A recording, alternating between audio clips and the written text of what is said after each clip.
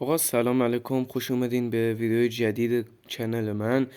داخل ویدیوهای قبلی بهتون گفته بودم که به ازای حمایت هاتون بنده بلاک دایمد میذارم داخل جایی که خالی کردم داخل ماینکرافت. و یه نفر کامنت گذاشته که به عشق مبینا خدا بنده 300 تا بلاک بذار و منم میخوام به عشق مبینا خدا بنده 300 بلاک رو بذارم و حالا ویدیو رو میذارم روی 8x که حوصلتون سر نره، بریم 300 تا رو بذاریم و خواهش میکنم که لایک کنین ویدیو رو، کامنت بذارین، سابسکرایب کنین و به ازای حالا دیگه این ویدیو رو حالا گفتم به عشق مبین خدا بنده چون بسیار آدم ولش بی خیالش آدم خوبیه، بسیار آدم خوبیه. حالا ما این کار رو کنیم و اینم از دوتا بلاک آخری تمام شد و رفت.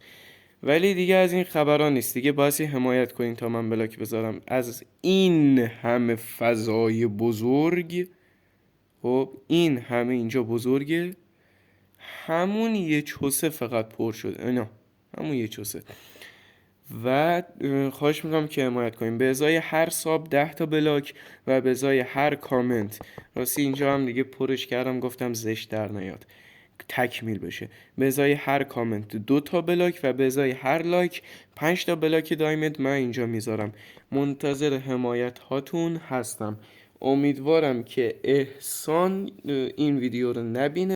آقا راستی یه چیزی من یادم رفت بهتون بگم، من بچه سالم نیستم متاسفانه. میکروفون گوشیم طوریه که انگاری وایس چنجر گذاشتی براش. آقا من 2 سال دیگه به سن قانونی میرسم.